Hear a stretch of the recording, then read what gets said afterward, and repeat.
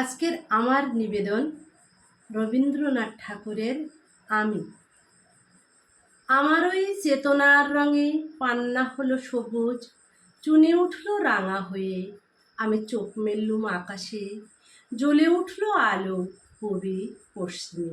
গোলাপের দিকে চেয়ে বললুম, সুন্দর সুন্দর হলো সে। তুমি বলবে এ তত্ত্ব কথা, এ কবির বাণী নয়। আমি বলবো এ সত্য, তাই কাব্য। এ আমার অহংকার, অহংকার সমস্ত মানুষের হয়ে, মানুষের অহংকার পটে বিশ্বশিল্প বিশ্বকর্মা তত্ত্বজ্ঞানী জপ করছেন নিঃশ্বাসে প্রশ্বাসে। না না না, না পান্না, না চনি, না আলো, না গোলাপ, না আমি, না তুমি। ওদিকে অসীম যিনি তিনি স্বয়ং করছেন সাধনায়, মানুষের সীমানায়, তাকেই বলে আমি।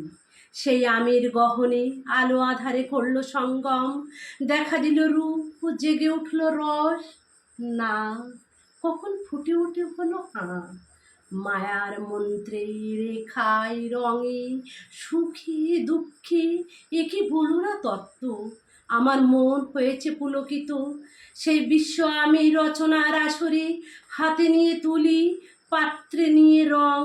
পণ্ডিত বলছেন নিষ্ঠুর চতুর হাসি তার, মৃত্যুদূতের মতো গুঁড়ি মেরে আসছে সে পৃথিবীর পাঁজরের কাছে।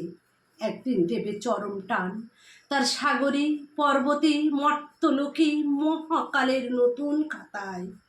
পাতা জুড়ে নামবে একটা শূন্য, গিলে ফেলবে দিরাতের জমা খরচ। মানুষের কীর্তি হারাবে তার অমরতার ভান, তার ইতিহাসে লেপে দেবে অনন্ত রাত্রির কালি।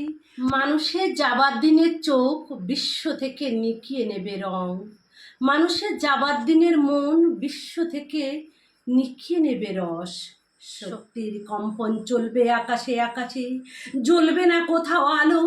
বিনাহীন সবাই যন্ত্রীর আঙুল নাচবে, বাজবে না সুর।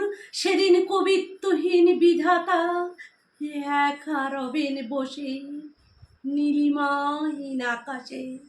ব্যক্তিত্ব হারা অস্তিত্বের গণিত তত্ত্ব নেই।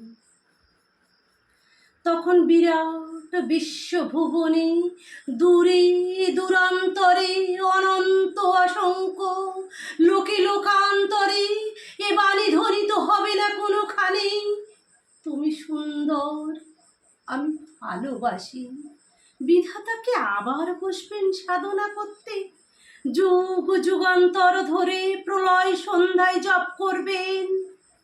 কথা কও, কথা কও, বলবেন বলো তুমি সুন্দর, বলবেন বলো আমি ভালোবাসি।